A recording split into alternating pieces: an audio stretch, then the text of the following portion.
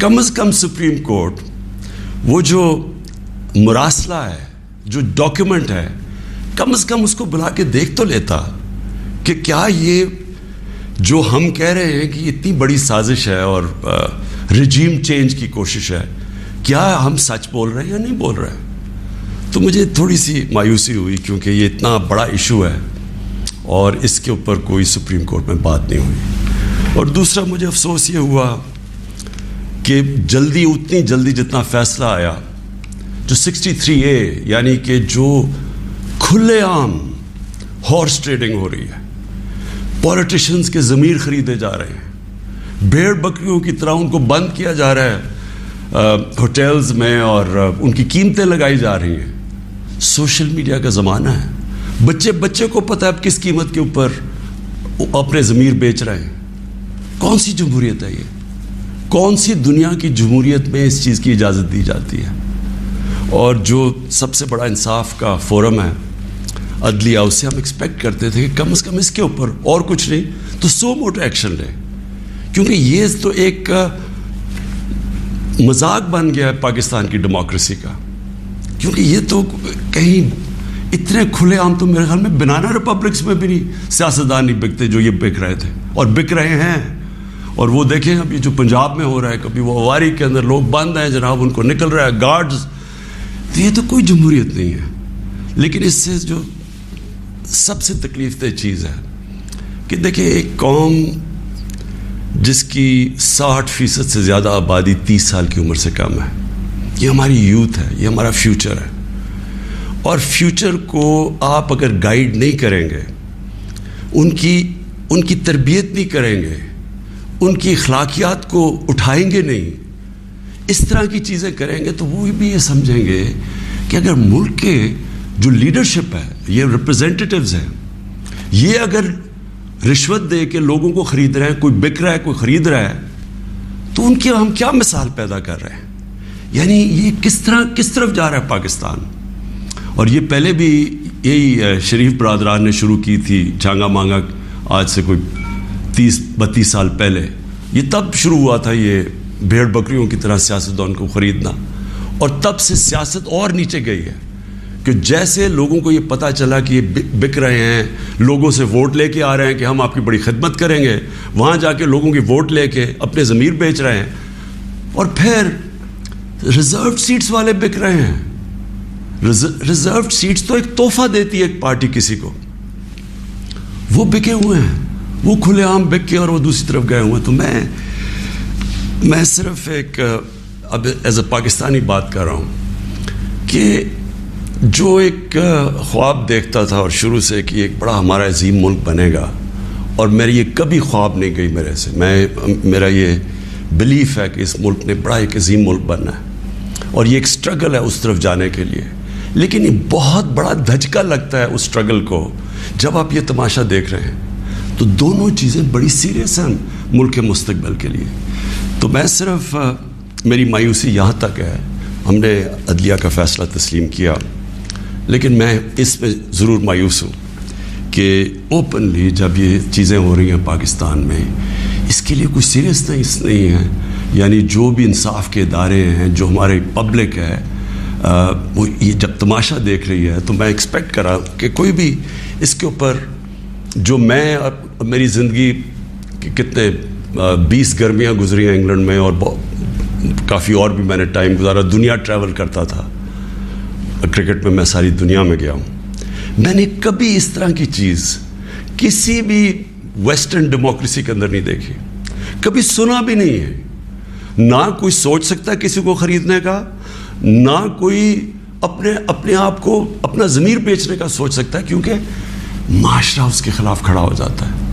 جو میں نے اپنے لوگوں کو امر بالمعروف پہ بلایا تھا یہاں اسلام آباد میں, وہ اس لیے بلایا تھا کہ میں نے اپنی قوم کو یہ بتا رہا تھا آپ کی ذمہ داری ہے کہ جب آپ ایسی چیز دیکھتے ہیں, اگر آپ بدی کو کچھ نہیں کرتے, روکتے نہیں ہیں, وہ پھیل جاتی ہے معاشرے میں. وہاں جو میں نے دیکھا ہوا ہے ان معاشروں کے اندر جو مسلمان بھی نہیں ہیں, آپ یقین کریں جس طرح وہ امر بالمعروف پہ کھڑے ہوتے ہیں, میں تو کسی مسلمان معاشرے کو بھی اس طرح نہیں کھڑے ہوتے دیکھا. آپ ہمارے بیرون ملک پاکستانی ہیں، کبھی ان سے پوچھے تو صحیح کہ کس طرح وہ معاشرے اچھائی کے ساتھ کھڑے ہوتے ہیں، بدی کے خلاف ہوتے ہیں، حق کے اوپر کھڑے ہوتے ہیں، باطل کے خلاف کھڑا ہو جاتے ہیں، قوم کھڑی ہو جاتی ہے۔ جب برطانیہ میں 20 لاکھ لوگوں کے ساتھ میں نے بھی مارچ کی آج سے 20 سال پہلے عراق وار کے خلاف، تو برطانیہ کو فائدہ ہو رہا تھا عراق وار سے، وہ تیل کی جنگ تھی، لیکن لوگوں نے نکلے، انہوں نے کہا آپ بڑا غلط کر رہے ہیں، آپ جھوٹ بول رہے ہیں، تو قوم نکلی۔ یہ زندہ قوم کی نشانی ہے۔ تو میری آج اپنی قوم سے بھی یہ ہے کہ وہ، اور میں آپ کو بعد میں اس کے اوپر بھی آؤں گا جب میں اپنی تقریر ختم کروں گا کہ آگے ہم نے کرنا کیا ہے، لیکن میں اپنی قوم کو بھی کہتا ہوں کہ اگر آپ اس طرح کی چیز کہ ایک باہر سے سازش ہو کے گورنمنٹ گر رہی ہے اور وہ پلان کر کے پورا ایک پلاٹ ہے جس کے اوپر میں ابھی بعد میں بتاتا ہوں، تو یہ آپ نے اپنے آپ کو بچانا ہے۔ جو اپنے بچوں کا مستقبل بچانا چاہتا ہے اس ملک میں، آپ اگر اس کے خلاف نہیں کھڑے ہوں گے، کسی نے اور آ کے آپ کو نہیں بچانا، قوم کھڑی ہوتی ہے اس کے اوپر، یہ بدی کے خلاف۔ اب میں آتا ہوں جی، یہ جو مراسلہ ہے یہ کیا ہے؟ پہلے تو یہ سمجھیں، اس کو ایک سائفر ایک ہوتا ہے۔ سائفر کا مطلب کیا ہے؟ سائفر یہ ہوتا ہے کہ ہماری جو ایمبسیز ہوتی ہیں باہر، وہ فورن آفس کو ایک کوڈڈ میسج میں سیکرٹ میسیجنگ کرتی ہیں کہ جو بھی ان کی انٹریکشن دوسرے ملکوں میں ہو رہا ہوتا ہے۔ وکی لیکس کا آپ کو سنا ہوگا چند سال پہلے، وہ کیا تھا؟ وہ یہی تھا کہ امریکن ایمبسیز جو اپنے سیکرٹ ڈاکیومنٹس بھیج رہی تھی، وہ کسی نے ان کو ایکسپوز کر کے وہ پبلک میں آ گئی، وہ وکی لیکس تھی۔ تو اسی طرح جو آپ کا یہ جو سائفر میسج آتی ہے، یہ ٹاپ سیکرٹ ہوتی ہے۔ کیوں نہیں میں وہ کاغذ پبلک میں دے سکتا؟ کیوں نہیں میں میڈیا کو دے سکتا؟ کیونکہ اس کے اوپر کوڈ ہوتی ہے، اور اگر ہم وہ سائفر پبلش کر دیں تو باہر کی دنیا کو پتہ چل جائے گا کہ پاکستان کی کوڈ کیا ہے، لہٰذا ہماری جتنی بھی سیکرٹ انفارمیشن ہے وہ ساری ایکسپوز ہو جائے گی۔ اس لیے میں یہ پبلک کو نہیں دے سکتا۔ لیکن آپ یقین کریں کہ میں اتنا میرا دل ہے کہ پبلک یہ خود اپنی آنکھوں سے دیکھے کہ یہ کیا تھا۔ اب میں آپ کو بتاتا ہوں یہ ہوا کیا۔ ہوا یہ کہ ہمارا امریکہ میں جو ایمبیسڈر تھا، اس کی ایک ملاقات ہوئی امریکن آفیشل کے ساتھ۔ اب امریکن آفیشل جو تھا، اس کی بس صرف میں تھوڑی سی بات آپ کو بتاتا ہوں کہ اس نے کہا کیا۔ اس نے پہلے کہا کہ جی عمران خان کو روس نہیں جانا چاہیے تھا۔ وہ بڑا اس نے کوشش کی ایمبیسڈر نے بتانے کے لیے کہ اس کی وجوہات، ایک کنسنسس تھا، پہلے سے پلان بنا ہوا تھا، لیکن اس نے کہا نہیں، یہ صرف عمران خان نے فیصلہ کیا۔ پھر وہ جو کہتا، اور میں یہ چاہتا ہوں آپ قوم ذرا غور سے میری بات سنیں کہ اس نے کہا کیا۔ اس نے کہا کہ اگر آپ عمران خان کو یہ، اور اس نے کہا ابھی عدم اعتماد درج نہیں ہوا تھا پاکستان میں، اس سے پہلے یہ کہہ رہا ہے، یعنی اسے پتا تھا کہ عدم اعتماد آنے والی ہے۔ کہتا کہ اگر عمران خان اس میں سے بچ جاتا ہے عدم اعتماد سے، تو پاکستان کو بڑا مشکل یعنی کانسیکوینسز فیس کرنے پڑیں گے۔ تکبر دیکھیں کہ اگر عمران خان یعنی سٹنگ پرائم منسٹر، اگر وہ نہیں ہٹتا اس میں سے تو پاکستان کو نقصان ہوگا۔ اور پھر کہتا لیکن اگر وہ ہار جاتا ہے تو پاکستان کو معاف کر دیا جائے گا۔ یعنی یہ بھی نہیں اس نے کہا کہ اگر وہ نہیں آتا تو جو بھی دوسرا آئے گا پہلے ہم دیکھیں گے وہ کیا کر رہا ہے، پھر ہم اس کو معاف کریں گے۔ نہیں، اس نے کہا جو بھی آئے گا معاف کر دے گا، یعنی کہ اس کو پتا تھا کہ کس نے آنا ہے، کس نے اچکن سلوائی ہوئی ہے، کون تیاری میں بیٹھا ہوا ہے، اسے سب پتا تھا، تو اس کو معاف کر دیں گے۔ اب میں آج آپ کے سامنے جو میں اصل میں جو بات کرنا چاہتا ہوں وہ یہ ہے کہ دیکھیں ہم 22 کروڑ لوگ ہیں۔ 22 کروڑ لوگوں کے لیے کتنی توہین ہے کہ ایک حکم دے رہا ہے 22 کروڑ لوگوں کے الیکٹڈ سربراہ کو، وہ پتہ نہیں وہ کس کو حکم دے رہا ہے، کیونکہ میں تو چیف ایگزیکٹو ہوں، مجھے نہیں دے رہا، وہ کسی کو کہہ رہا ہے کہ اگر یہ آپ کا پرائم منسٹر بچ جاتا ہے تو آپ کو فیس کرنے پڑیں گے کانسیکوینسز، اور پھر کہتا ہے کہ اگر یہ ہٹ گیا تو معاف کر دیں گے ہم آپ کو۔ میں صرف آپ کو یہ کہنا چاہتا ہوں کہ میرے پاکستانیوں، اگر ہم نے اس طرح ہی زندگی گزارنی ہے تو ہم اپنے آپ سے سوال پوچھیں کہ ہم آزاد ہوئے کیوں تھے؟ ہم کیوں 23 مارچ کو سیلیبریٹ کرتے ہیں؟ ہم کیوں جناب 14 اگست کو بڑا جشن بناتے ہیں؟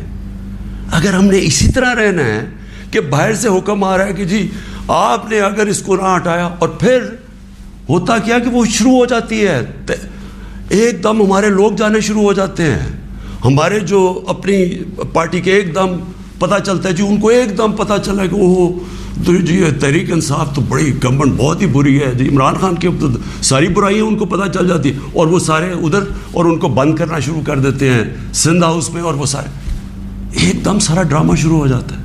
میڈیا کے اندر بھی پیسہ چل رہا ہوتا ہے، میڈیا کی یعنی میڈیا کو بھی شرم نہیں آئی کہ ایک لوگ پارٹی کے ٹکٹ پہ الیکٹ ہو کے دوسری پارٹی میں جا رہے ہیں، سب کو پتہ ہے پیسے لے، وہ بھی اس کی سپورٹ کر رہا، بڑا جشن بنایا جا رہا ہے جی وہ گورنمنٹ گر رہی ہے، یعنی جس طرح کوئی بہت بڑا کارنامہ ہو گیا یہ۔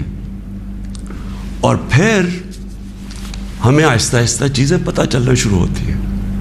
پتہ یہ چلتا ہے کہ ان کے ڈپلومیٹس، امریکہ کے ڈپلومیٹس ہمارے لوگوں سے مل رہے ہیں چند مہینے پہلے، میرے اپنے دو آ کے، ایک میرا کے پی کا منسٹر عاطف خان، وہ مجھے بتاتا ہے کہ ہماری شندانہ ہماری ایم این اے ہے، وہ کہتے جی ہمیں امریکن ایمبیسی میں بلا کے انہوں نے باقاعدہ کہا کہ یہ عدم اعتماد آنے لگی ہے عمران خان کے اوپر، اور ان سے بڑی لمبی، یعنی چند مہینے پہلے ان کو پتا تھا کہ آ رہی ہے عدم اعتماد۔ تو آہستہ آہستہ پتہ چلا کہ یہ تو پورا پلان بنا ہوا تھا، تو ایک پوری اسکرپٹ چل رہی تھی یہاں۔ تو میں پھر اپنی قوم سے یہ کہنا چاہتا ہوں کہ دیکھیں یہ ضروری ہے ہم سب کے لیے فیصلہ کرنا کہ ہم کیا چاہتے ہیں۔ ہم ایک آزاد قوم بننا چاہتے ہیں، خوددار قوم بن کے رہنا چاہتے ہیں، یا اس طرح کے غلام چاہتے ہیں؟ اور کس طرح کے غلام؟ کیوں ان کو پتا تھا کہ جناب شیروانی سلائی ہوئی ہے شہباز شریف نے؟ اس نے باقاعدہ میسیجنگ کی، اس نے کہا جناب بیگرز آر ناٹ چوزرز، ان کو میسیج کہ جی جو مقروض ملک ہوتا ہے اس کو غلامی کرنی پڑتی ہے، بیگرز آر ناٹ چوزرز۔ وہ دوسرا ان کا منسٹر بھیجتا ہے جی ہم تو لائف سپورٹ مشین پہ ہیں، تو وہ تو جب امریکہ چاہے بند کر دے، یعنی ہم تو ہیں غلام۔ پہلے تو ان دونوں سے پوچھو کہ آپ 30 سال سے یہ ساری آپ کی پارٹیز حکومت میں تھیں، تو کس نے یہ لائف سپورٹ مشین اور یہ مقروض کیا ملک کو؟ یہ کیا 3.5 سال میں ہوا ہے؟ 30 سال سے تو آپ پاور میں بیٹھے ہوئے ہیں، اور آج آپ کہہ رہے ہیں کہ جی کیونکہ جی ہمیں پر قرضے چڑھے ہوئے ہیں تو ہمیں تو غلامی کرنی پڑے گی۔ مجھے یہ قوم کے سامنے میں رکھتا ہوں، دیکھیں مجھے تو مغرب باقی سب سے بہتر جانتی ہے، اگر کسی کو بھی وہ جانتی ہے اس ملک میں وہ عمران خان کو جانتی ہے، مجھے تو 23 سالوں سے وہ جانتے ہیں لوگ، میری تو ان کے پاس ساری پروفائل پڑی ہے۔ تو وہ کیوں یہ کہہ رہے ہیں کہ جی اس کو نکالنا ہے؟ کیا میں نے ان کے غلطی کی ہے؟ کیا جرم کیا ہے؟ اور میں آپ کو بتاتا ہوں جرم کیا ہے۔ سب سے بڑا جرم یہ ہے کہ انہوں نے ساری پروفائل جب میری دیکھی، اور ان کو پتہ ہے پہلے سے کہ اس نے ڈرون اٹیکس کی مخالفت کی، اس نے عراق وار کی مخالفت کی، اس نے افغانستان مسلسل کہتا رہا کہ یہ ملٹری سلوشن نہیں ہے افغانستان میں، یا یہاں مذاکرات سے بات ختم ہوگی۔ اس نے ڈرون اٹیکس جب ہوئے یہاں، یہی جو بیگرز آر ناٹ چوزرز، یہ اور اس کا بھائی جب پاور میں تھے اور آصف زرداری، تو 400 ڈرون اٹیکس جب پاکستان میں ہوئے تو کس نے بولا؟ کس نے مظاہرے کیے؟ کس نے دھرنے دیے؟ عمران خان نے دیے۔ تو ان کو سب پتا تھا، ان کو یہ پتا ہے کہ عمران خان نہ اس کی کوئی چوری کے پیسے باہر پڑے ہیں، نہ اس کی کوئی جائیداد باہر پڑی ہے، نہ اس کے کوئی باہر بینک اکاؤنٹس ہیں، یعنی کہ وہ کنٹرول نہیں ہو سکتا۔ تو لہٰذا یہ اس کا قصور ہے کہ کیونکہ وہ ہمارا پتلا نہیں بن سکتا، اس لیے اس کو ہٹانا بڑا ضروری ہے۔ اور یہ سارا کچھ جو ڈرامہ ہو رہا ہے یہ صرف ایک آدمی کو ہٹانے کے لیے ہو رہا ہے۔ تو ان کی کیا ان کو خاصیت پسند ہے؟ ان کو پتہ ہے کہ یہ اپنے پیسے کے لیے یہ اس ملک کی ہر قسم کی قربانی دینے کے لیے تیار ہے۔ 400 ڈرون اٹیکس میں نے بتایا، یہ کبھی ان کے منہ سے سنا تھا کہ یہ ہر ہیومینیٹیرین لاز، ہر ہیومن رائٹس کی وائلیشن ہے؟ کہ آپ کسی اپنے ہی آپ ان کی مدد کر رہے ہیں, آپ قربانیاں دے رہے ہیں, اور وہ آپ ہی بمباری کر رہے ہیں. اور بمباری کس طرح لوگوں کو مار رہے ہیں؟ ایک آدمی 4000 میل سے فیصلہ کرتا ہے کہ جناب یہ دہشت گرد, اور اوپر سے بٹن دباتا ہے اور وہ نیچے مر جاتے ہیں. ادھر فلمیں بنی ہیں امریکہ کے اوپر, اس کے اوپر ایک میں نے فلم بھی دیکھی ہوئی ہے, یہ جو ڈرون اٹیکس کرتے تھے. کس کو اب کابل میں ڈرون اٹیک ہوا تھا, پہلے رپورٹ آئی جی کہ پتہ نہیں 8 وہ آئیسل کے ممبرز مر گئے, دہشت گرد مر گئے. اگلے دن پتہ چلا جناب ایک آدمی اور اس کے بچے مر گئے. تو آپ کو پتہ ہے کہ کتنی دفعہ قبائلی علاقے کے اندر اس طرح لوگ مرے, ہمارے لوگوں کو کیسے, یعنی 400 ڈرون اٹیکس ایک دم مدرسے میں کر دیا, 80 بچے بیچارے مر گئے, شادیوں پہ اٹیک ہو گیا, کوئی پوچھنے والا نہیں تھا, کیونکہ یہ اپنے پیسے کے غلام ڈرے ہوئے تھے کہ کہیں وہ ناراض ہو گیا تو ہمارا وہ حال نہ ہو جو آج روسیوں کا حال ہو رہا ہے, جو یوکرین کی جنگ کی وجہ سے آج روسیوں کے وہ ضبط کر رہے ہیں اکاؤنٹس, ان کے آج وہ جو ان کی آف شور اکاؤنٹس ہیں, جو ان کی پراپرٹیز ہیں وہ ضبط کر رہے ہیں.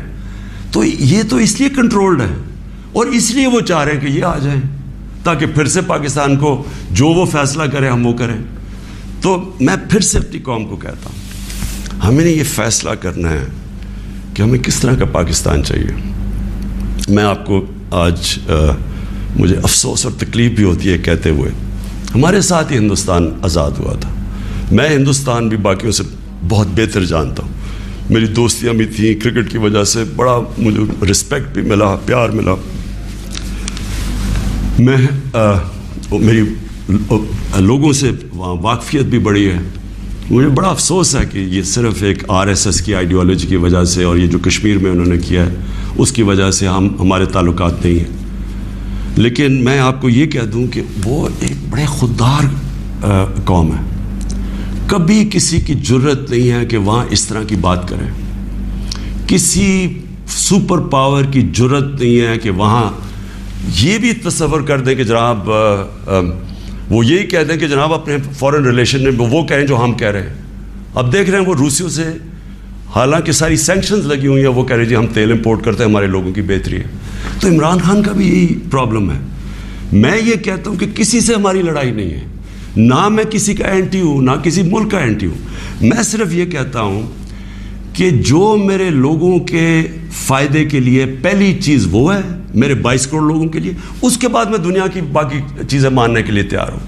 لیکن میں اپنے لوگوں کو قربان نہیں کر سکتا کسی اور قوم کے خاطر جو ہم نے وار آن ٹیرر میں کیا ہے. 80,000 اپنے لوگ ہم نے مروائے, ملک تباہ کروا دیا. کوئی پوچھے بھی قبائلی علاقے میں, کبھی لوگوں سے تو پوچھے ان کے اوپر گزری کیا تھی. 35 لاکھ لوگوں کی نقل مکانی کی. کبھی کسی نے اسیس کیا کہ وہ ساری جنگ میں ہم جو گئے ہیں, کبھی کوئی کمیشن بیٹھی ہے وہ یہ بتایا کہ ہمیں ملا کیا ہے؟ میں آپ کو بتاتا ہوں, ہمارے یہاں جو صاحب اقتدار ہیں وہ ڈالرز کے لیے میں آپ کو کہہ رہا ہوں ہمیں جنگوں کے اندر پھنسا دیتے ہیں. ہم جب سوویت یونین کے خلاف جو ہم فرنٹ لائن اسٹیٹ بن گئے تھے, اگر ہم ڈالر امریکہ سے ایڈ لیے بغیر کرتے تو وہ بہت اچھی چیز تھی. ہم پھر اپنے بھائیوں کے لیے, افغانستان ان کی آزادی کے لیے مدد کر رہے تھے. لیکن جب ہم کہہ رہے ہیں کہ جی یہ پینٹس ہے, ہمیں اتنے پیسے چاہیے, پیسے لے کے جب آپ کسی کے ساتھ شرکت کرتے ہیں وہ آپ کی عزت نہیں کرتے. جیسی وہ ہم افغانستان کا وہ روسی جب وہاں سے گئے 2 سال کے بعد پاکستان کے اوپر سینکشنز لگ گئی. کسی نے نہیں پرواہ کی کہ ہم نے کتنی قربانی دی. 5 لاکھ ریفیوجی 5 ملین 50 لاکھ پاکستان میں ریفیوجیز تھے. کلیشنکوف, سیکٹیرین ٹیررزم, وہ سارا اس کے فور کسی نے نہیں اپریشیٹ کیا کہ جی پاکستان, بلکہ انہوں نے سینکشن لگا دی کیونکہ وہ ہم تو پیسے دے رہے ہیں, اس لیے کوئی پرواہ نہیں. وہ پھر 9/11 آیا, پھر ہم ان کے ساتھ چلے گئے, اور پھر ہم نے کہا جی ہاں ہم بڑی کوئی جنگ لڑ رہے ہیں. پہلے ہم فورن آکوپیشن کے خلاف جنگ لڑ رہے تھے, اب ہم کہہ رہے ہیں کہ جو فورن آکوپیشن ہے اس کے خلاف جو لڑتا ہے وہ دہشت گرد ہے اپنے ملک کو. تو کتنی پاکستانوں کی ذلت ملی ہمیں اس میں. کبھی آپ اینالائز کریں کہ اس سے ہمیں فائدہ کیا ہوا, نقصان کیا ہوا. مجھے پتہ ہے کیا نقصان ہوا, اور مجھے پتہ ہے کہ ہمیں اس سے کوئی فائدہ بھی نہیں اور اپریشیٹ بھی نہیں ہوا ہے, بلکہ وہاں بھی ذلت اٹھانی پڑی. تو میرا پوائنٹ یہ ہے کہ اس ملک نے کبھی یہ فیصلہ کرنا ہے کہ ہماری فارن پالیسی جب تک ہمارے لوگوں کی بہتری کے لیے نہیں ہوگی. ہم نے کوئی قسم کی فارن پالیسی نہیں بنانی, کیونکہ اب ہماری 22 کروڑ لوگ ہیں. ہمیں سب سے زیادہ کوشش کرنی ہے کہ کیسے ہم نے اپنے لوگوں کو غربت سے نکالنا ہے. وہ غربت سے ہم تب نکالیں گے جب ہم کسی کانفلکٹ کا حصہ نہ بنیں, جب ہم امن میں شرکت کریں لیکن جنگ میں کسی کے ساتھ شرکت نہ کریں. اگر کوئی کہے بیسس چاہیے تو نہیں ہم بیسس دے سکتے, کیونکہ ہم پہلے مار کھا چکے ہیں اس میں. اس لیے وہ مجھے افسوس سے کہنا پڑتا ہے کہ ان کو وہ لوگ پسند ہیں جو کہ ان کی ہر بات مانیں گے, جو کہیں گے کہ بیگرز آر ناٹ چوزرز, جو کہیں گے کہ جی پاکستان لائف سپورٹ مشین پہ تو مدد کرو. ان کو اس طرح کے لوگ چاہیے, یعنی جو پہلے سے ہی گرے ہوئے ہوں گے. وہ کہتے ہیں نا, وہ طفل کیا گرے جو گھٹنوں کے بل چلے, جو گھٹنوں کے اوپر بیٹھے وہ ان کو پسند ہے. لیکن میں اپنی یوتھ سے آج کہنا چاہتا ہوں کہ دیکھیں, آپ کا مستقبل آپ کے ہاتھ میں ہے, ملک کی ساورنٹی آپ کے ہاتھ میں ہے. اپنی جمہوریت کو, اس کی حفاظت کون کرتا ہے؟ کوئی فوج نہیں کر سکتی جمہوریت کی حفاظت, کوئی باہر سے فورن پاور نہیں کر سکتی. قوم اپنی جمہوریت کی حفاظت کرتی ہے, قوم اپنی ساورنٹی کی حفاظت کرتی ہے. یہ جو ہماری ساورنٹی کے اوپر اٹیک ہوا ہے, میں آج آپ کو کہہ رہا ہوں, آج آپ اس کے اوپر سٹینڈ نہیں لیں گے, آگے سے یہ ہوا کرے گا کہ جو بھی آئے گا نا پاور میں, جو بھی آئے گا وہ پھر سب سے پہلے دیکھے گا کہ جی آپ کو کوئی سپر پاور تو ناراض نہیں ہو رہی, اور وہ پھر وہی کرے گا جو وہ چاہیں گے, کیونکہ اس کو ڈر ہوگا کہ انہوں نے 5, 10, 15 ارب روپیہ خرچ کرنا اور میری کرسی الٹا دینی ہے. اور وہ انہیں اپنی پاور بچانے کے لیے پھر وہ سارے, جس طرح یہ ہیں کہ بیگرز آر ناٹ چوزرز, اسی طرح کے لوگ آئیں گے. کوئی بھی جب تک قوم اپنی لیڈرشپ کے ساتھ نہیں کھڑی ہوگی اور قوم نہیں کہے گی کہ ہم اپنے ملک کو ایک آزاد ملک دیکھنا چاہتے ہیں, ہماری فارن پالیسی ساورن ہونا چاہیے, ہم اپنے ملک کے مفادات کے لیے, اپنی قوم کے لیے, ہمارے جو لوگ ہیں 22 کروڑ لوگ, ان کے فائدے کے لیے فارن پالیسی بنے گی. اور وہ فارن پالیسی وہ ہے جو ہم سب سے اچھے تعلقات رکھیں. ہم امریکہ کو بار بار ان کو سمجھائیں کہ ہم کوئی میں عمران خان اینٹی امریکن نہیں ہے, لیکن ہم نے بڑی بری حالات دیکھے ہوئے ہیں. ہم نے آپ کی جو ایک ورڈ ہوتا ہے میوچلی بینیفٹ, آپ کو بھی جس کا فائدہ ہو ہمیں بھی فائدہ ہو. ون سائیڈڈ ریلیشن شپ کسی سے نہیں چاہیے. اور پھر میں کہتا ہوں, ہندوستان کو دیکھ لیں, اتنی کسی کی جرت نہیں, کسی کی جرت تھی کہ اس طرح کی بات کرتے ہیں ہندوستان میں. یورپین یونین کے جب ایمبیسڈرز نے یہاں بالکل پروٹوکول کے خلاف سٹیٹمنٹ دی کہ جی پاکستان کو روس کے خلاف سٹیٹمنٹ دینی چاہیے, کیا وہ ہندوستان میں کہہ سکتے ہیں؟ کیا ان کی جرت ہے ہندوستان میں ایسی سٹیٹمنٹ دیتے ہوئے؟ کیونکہ ہندوستان ایک ساورن ملک ہے اور ہم ساتھ ہی آزاد ہوئے تھے. تو میری اپنی قوم سے یہ ہے کہ دیکھیں, آپ نے اپنی ساورنٹی کو پروٹیکٹ کرنا ہے. اور میں نے آخر میں اپنی یوتھ سے جو میں بات کرنا چاہتا تھا کہ دیکھیں, میں تو یہ امپورٹڈ گورنمنٹ کو بالکل تسلیم نہیں کروں گا. میں نکلوں گا اپنی قوم کے اندر. میں تو ہمیشہ, میری تو کوئی باپ پولیٹکس میں نہیں تھا, میرا کوئی رشتہ دار یا کوئی میں پولیٹیکل فیملی سے تو تھا نہیں. میں نے تو شروع کی عوام کے اندر نکل کے, 14 سال مذاق اڑتا رہا, تھوڑے سے لوگ تھے میرے ساتھ, اور کرتے کرتے اللہ کا کرم ہے کہ ایک دن اللہ نے عوام کے دل میری طرف موڑ دیے اور ایک دم پبلک آنی شروع ہو گئی. اور ابھی جو میں اس کا لاکھ شکر ادا کرتا ہوں کہ ابھی جو ہمارا یہ پریڈ گراؤنڈ میں اسلام آباد میں جو جلسہ ہوا, میرے خیال میں ملک کی تاریخ میں اتنے بڑی ایسے پبلک نہیں نکلی. تو میں تو پبلک نہیں مجھے لے کے آئے ہیں, پبلک کے ساتھ ہی میں نے آنا ہے. میں نے اس لیے شاید ہی پاکستان میں اس کی کوئی مثال نہیں ہے کہ جب انہوں نے وہ عدم اعتماد میرے اوپر یہ لے کے آئے تو میں نے اپنی اسمبلی ڈیزالو کر دی, اپنے آپ کو ڈیزالو کر دیا, اور عوام کے پاس میں نے کہا لوگوں کے پاس جاتا ہوں کہ الیکشن کروائیں, فیصلہ کر لیں, الیکشن سے الیکٹ کریں لوگوں کو. یہ کیا طریقے جی, پیچھے سے مل کے کوئی باہر سے کانسپریسی پیسے دے کے کوئی ادھر خرید کے اور جناب آپ وزیر اعظم بن گئے. یہ کون سی جمہوریت ہے؟ یہ کس جمہوریت کے اندر اس طرح کے وزیر اعظم بنتے ہیں؟ کیا اس کی کریڈیبلٹی رہ گئی ہے؟ اور وہ کیا بنے گی پارلیمنٹ جس کے اندر جو ایک دوسرے کو چور کہتے ہیں, سارے ایک دوسرے کو یہ چور کہتے تھے, ساروں نے ایک دوسرے کے اوپر کرپشن کیسز بنائے, سب ایک دوسرے کے اوپر ایسی زبان استعمال کرتے ہیں. 20 سال دیکھ لیں کیا کیا ایک دوسرے کو کہتے ہیں. اب یہ سارا یہ جمگٹا اکٹھا ہو جائے گا اور صرف ایک مسئلہ ہو, کسی طرح بس پاور مل جائے, تاکہ پھر سے پہلے جو NRO 1 ملا تھا ان کو, ساروں نے انہوں نے مل کے جو چوری کی, جنرل مشرف نے انہوں NRO دے دیا. اب یہ NRO 2 ہوگا, آتے ساتھ ہی پاور. اچھا کیوں نہیں عوام کے پاس گیا؟ انہوں نے کہا 3.5 سال کہ جناب یہاں تو بڑی نااہل حکومت ہے, یہ ایسے ہے, لوگوں میں جائیں گے وہ انڈے ماریں گے. تو ہم تو کہہ رہے ہیں لوگوں میں آؤ, اور اب یہ پوری کو اب بھاگ رہے ہیں لوگوں کے اندر. کیوں یہ بھاگ رہے ہیں؟ کیونکہ ان کا مقصد کوئی یہ عوام کی پالیٹکس نہیں ہے. ان کا مقصد صرف یہ ہے کہ وہاں اسمبلی میں آئیں. سب سے پہلا یہ کام میں آج آپ کو کہہ رہا ہوں, اور میری قوم آپ کو اس کے اوپر نظر رکھنی ہے, کیونکہ یہ آپ کا پیسہ چوری ہوا ہے. انہوں نے نیب کو ختم کرنا ہے, انہوں نے اپنے کرپشن کیسز ختم کرنے ہیں. اس وقت حالات یہ ہیں کہ یہ جو سارے ضمانت کے اوپر ہیں, یہ ان کو کیا ڈر کس چیز کا ہے؟ ان کے سارے کیسز آنے لگے ہیں سامنے, تو وہ جلدی جلدی ہٹانا چاہتے تھے کہ کسی طرح یہ اپنے کیسز سے نکل جائے. تو قوم نے نظر رکھنی ہے. پھر انہوں نے, میں دوسری چیز آپ کو کہوں, یہ کبھی انہوں نے نیوٹرل امپائر سے میچ نہیں کھیلا. ان کا سب سے بڑا خوف یہ ہے کہ وہ جو EVM مشین ہے جو ہندوستان میں بھی ہے, جو جوڈیشل کمیشن بنی تھی 2015 میں, اس کی فائنڈنگ صرف یہ تھی کہ جتنے بھی مسئلے آئے ہیں اگر آپ EVM مشین لے آئیں تو وہ سارے مسئلے حل ہو جاتے تھے. ہم نے تو اس لیے لے کے آئے ہیں. میں کرکٹ کی دنیا میں وہ ہوں 200 سالہ تاریخ میں جو کیپٹن نیوٹرل امپائر لے کے آیا تھا. میری یہی کوشش تھی کہ میں پاکستان میں وہ الیکشن کرواؤں جو صاف اور شفاف سب مان جائیں, کیونکہ ہر الیکشن کے اندر شور مچتا تھا. اور یہ وہ ریورس کریں گے, یہ EVM مشینز اس لیے ختم کریں گے کیونکہ انہوں نے دھاندلی کرنی ہے. انہوں نے ساری زندگی دھاندلی کی ہے. اور دوسری اوورسیز پاکستانیز کی ووٹنگ, جو اوورسیز پاکستانی ہیں وہ 90 لاکھ اوورسیز پاکستانی ہیں, ان کی ریمیٹنسز پہ ملک چلتا ہے. وہ آج اپنا پیسہ بند کر دیں تو ہم بینکرپٹ ہیں. وہ جو بیچارہ پاکستانی باہر بیٹھا ہوا ہے, کیا آپ کیوں نہیں ان کو ووٹنگ رائٹ دینا چاہتے؟ ان کے لیے ہم نے آئی ووٹنگ لے کے آئے تھے, ٹیکنالوجی کا استعمال, تو انہوں نے وہ ختم کرنی ہے.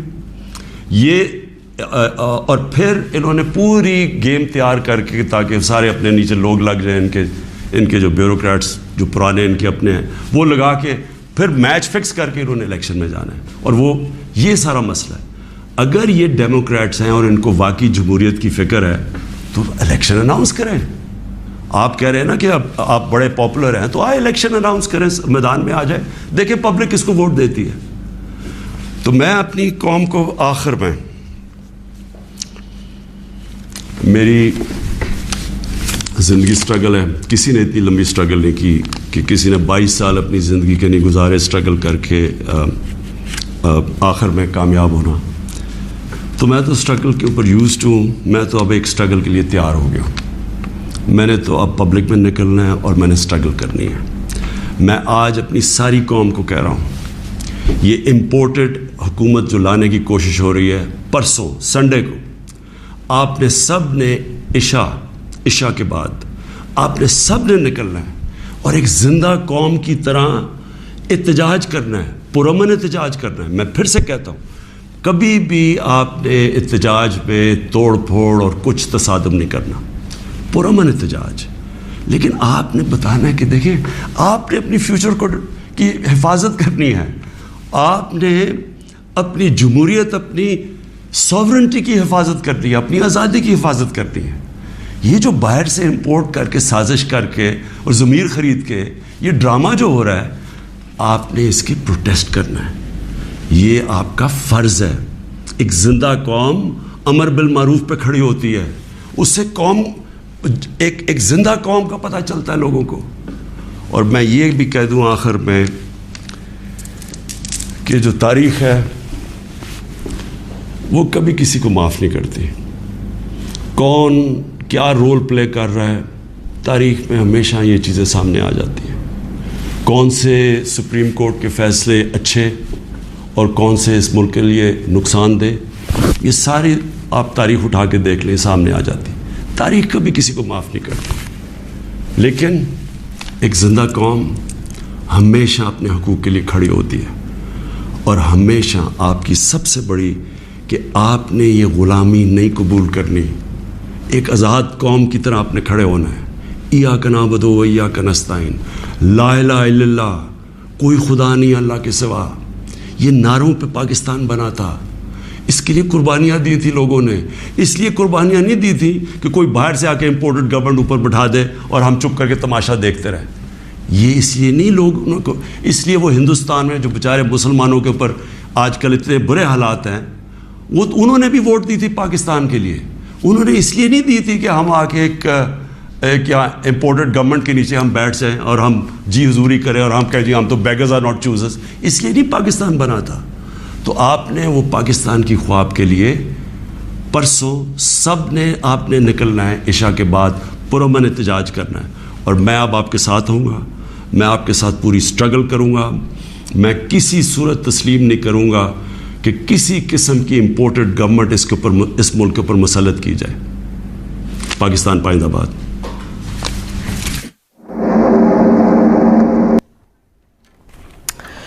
All right, Imran Khan there in an extended address to the nation, talking to Pakistanis one-on-one ahead of that no trust vote that he faces tomorrow morning. He attacked various people, including the Pakistani media, which he said had bought and supported his fall. Many charges there, and in fact some praise for India, surprisingly, from the Pakistani Prime Minister, saying that India respects itself and can't be controlled.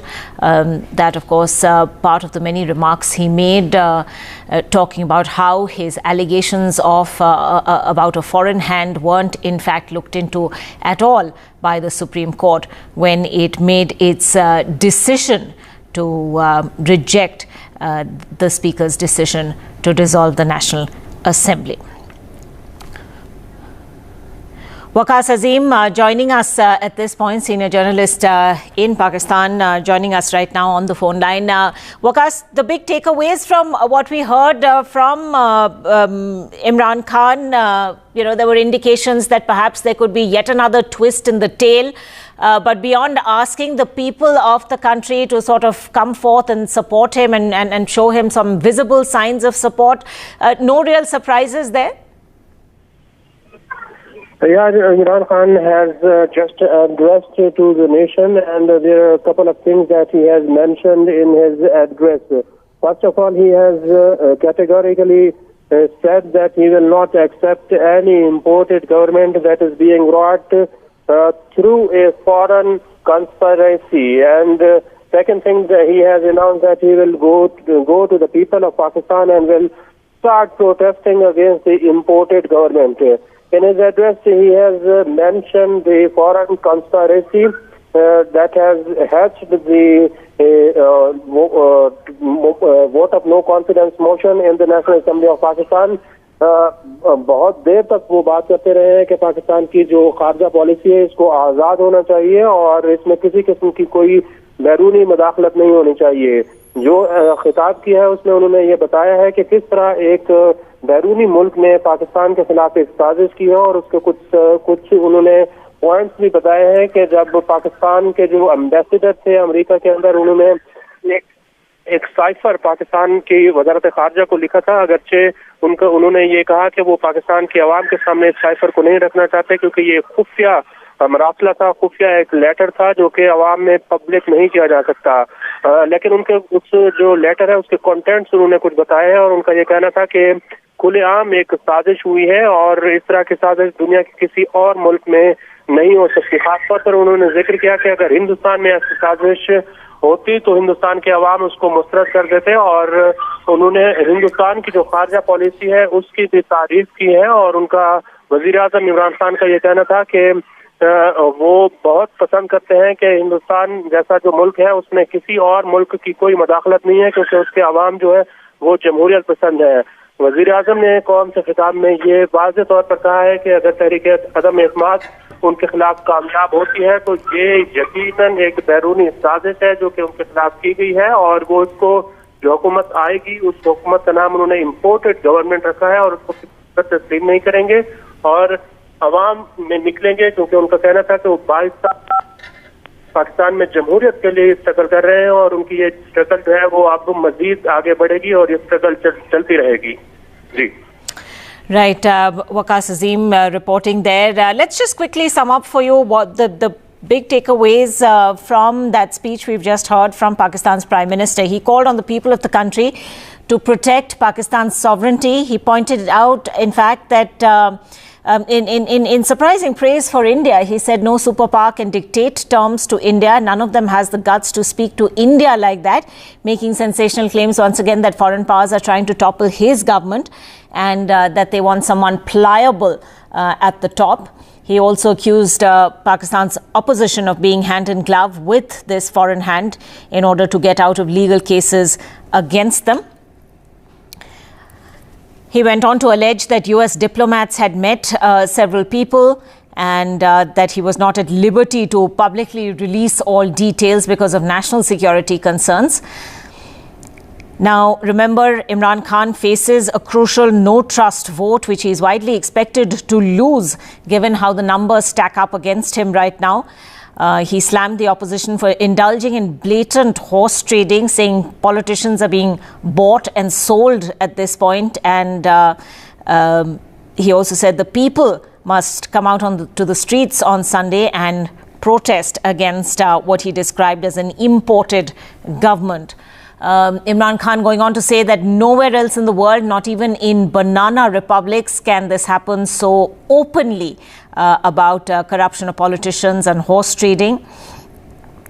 Once again, making allegations that foreign powers want a pliable prime minister and that's why they're trying to get him out. And he said Pakistan is a nation of 22 crore people and it is insulting that someone from the outside is giving orders to 22 crore people. Slamming the country's media, he accused it, in fact, of celebrating the country's this government's downfall. And Imran Khan's latest comments coming after there was speculation that he and other members of his government may resign en masse ahead of that trust vote to really not face the ignominy of losing. But it seems Imran Khan is holding firm. He will not step down. He will play this until the last ball. Let's just remind you of how things have come to this pass. The Deputy Speaker of Pakistan's National Assembly had blocked an earlier no-confidence motion against him. And the President, who is seen as a Khan loyalist, dissolved the Parliament and ordered fresh elections. However, Pakistan's Supreme Court has reconstituted the National Assembly and ordered the Speaker to call that session. And the no-confidence motion vote is now expected to go ahead against Imran Khan tomorrow morning at 10 a.m.